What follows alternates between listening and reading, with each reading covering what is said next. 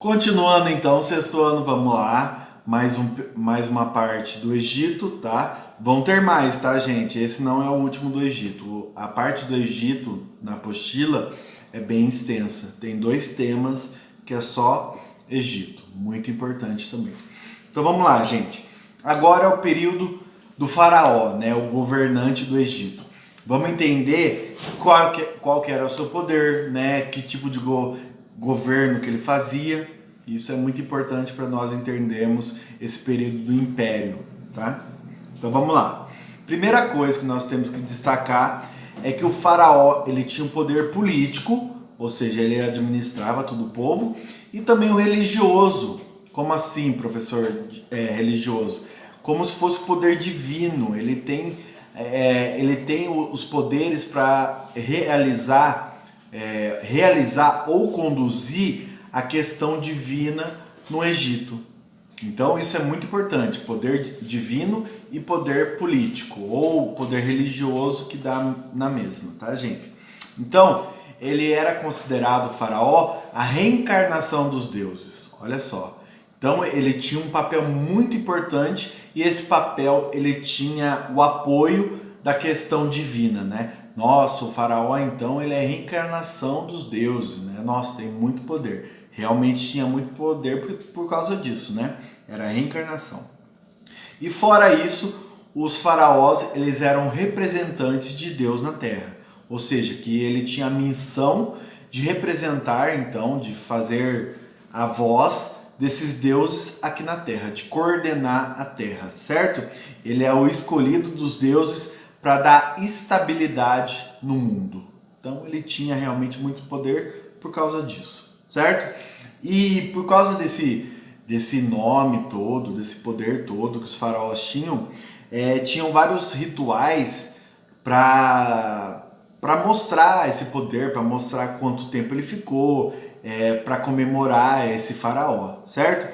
Um que eu vou citar aqui para vocês, um não, dois. Eu vou citar 2 rituais que são os principais, que chama entronização, certo? Que era assim: ao assumir o trono, o faraó ele incorporava o espírito do deus Horus, tá?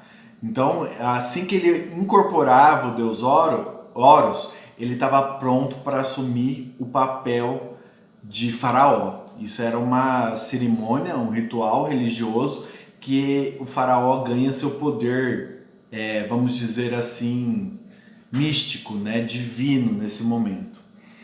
E esse Deus queria guiar a sua vida, né, o Horus. Isso teve vários momentos que mudou, tá, gente? Mas em geral essa cerimônia foi sempre feita de uma forma bem presente. Sempre que fosse entrar um faraó novo, tinha que ter essa forma de ritual, tá? Que ele encarnava não, ele incorporava o espírito de um deus e daí esse deus iria guiar ele pelo seu governo e tudo mais, certo? Outro ritual chama Festival Hepsed. Ah, professor, como assim?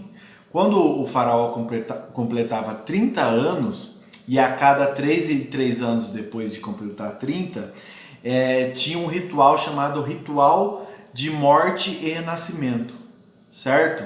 É como se fosse uma renovação do seu poder, tá? Inicialmente, quando completava 30 anos de governo, ele acontecia esse ritual e depois, 3 em 3 anos, ele vai sempre acontecer, tá?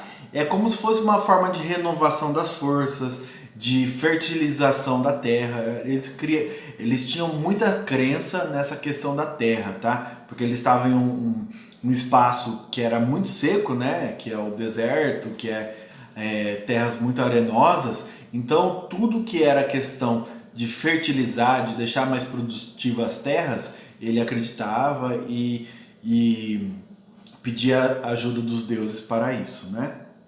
Então, com isso nós finalizamos a parte dos faraós, agora vamos entrar a administração do Egito.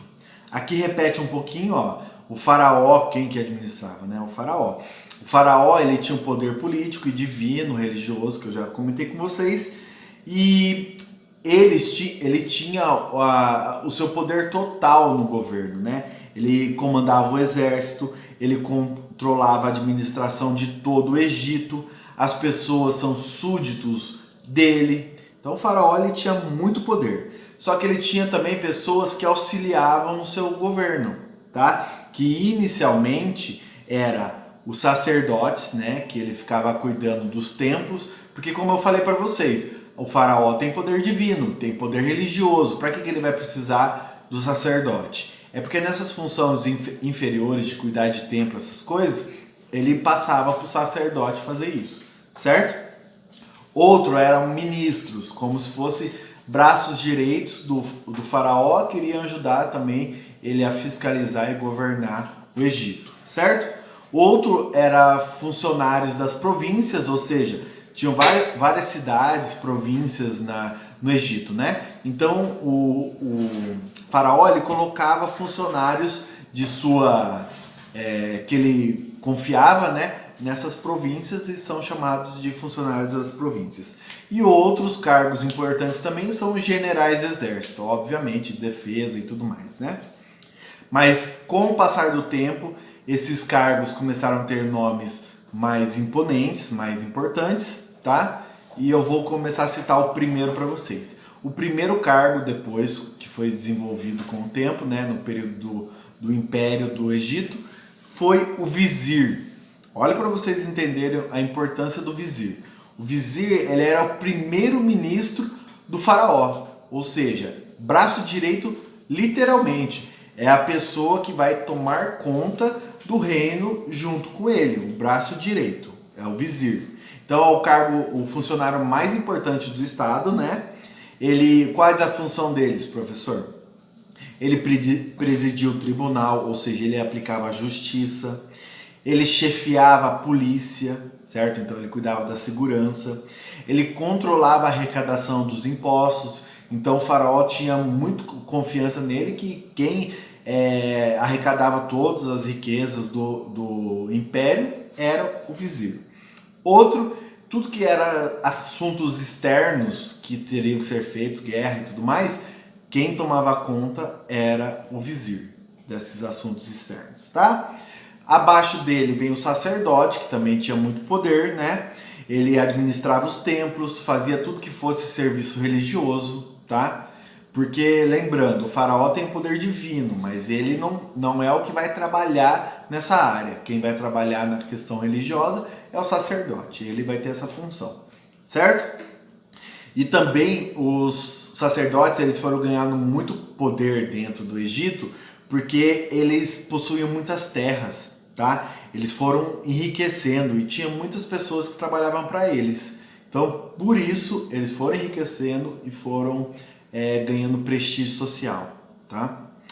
E o último, que é muito importante também, são os escribas, né? Que eu comentei com vocês, o papiro. Então, ele vai ser a pessoa que vai saber ler e escrever, tá? Então, o escriba é muito importante por isso. Porque o escriba, por exemplo, tinha faraós que não sabiam ler e escrever, e quem tinha esse poder de ler e de escrever era o escriba. Então, muito importante. Qual a função dos escribas? Registravam os impostos, já que só eles poderiam fazer isso. Contavam o número de habitantes, animais e colheitas. Isso para, vamos dizer, controlar tudo que era produzido e todas as pessoas que tinham no seu império, e isso era passado para o imperador, né? Que no caso é o faraó. E com o passar do tempo, gente, essas profissões, eu falei para vocês, o vizir, o sacerdote, o escriba, isso foi se tornando hereditário, ou seja, morria o escriba pai, assumia o escriba filho, tá? Então isso começou a ser uma função em todas essas profissões importantes, tá? E outra coisa que nós temos que falar, que eles faziam parte da nobreza do Egito, tá? Então, vizir, sacerdote e escriba. E isso, já que isso tem uma nobreza e tudo mais, impedia uma mobilidade social. Como assim, professor? Quer dizer que se a pessoa é camponês, ela não vai se tornar vizir. Porque quem vai se tornar vizir é o filho do vizir que morreu, tá? Então mobilidade social quer dizer que a pessoa não vai de pobre para rico, tá? Então não existia isso no Egito, certo? E para finalizar, professor, como que acabou esse império? Ainda não vamos chegar nessa parte, mas vamos dizer um momento de conflito, tá? Que foi por volta de 1600, que foi os conflitos dos egípcios com os Hicsos, que eu já falei para vocês nos Hebreus, tá? Então, a partir do momento que o Egito acabou perdendo o seu poder para os Hicsos, eles começam a montar uma nova classe social no Egito, que é o exército, certo? Pessoas que vão trabalhar dentro do exército para o faraó. Então ele fortalece o exército depois dos Hicsos, né? E monta um exército profissional, ou seja, um local onde vai ser treinados os soldados para servirem sempre que precisar o faraó, tá? Exército profissional.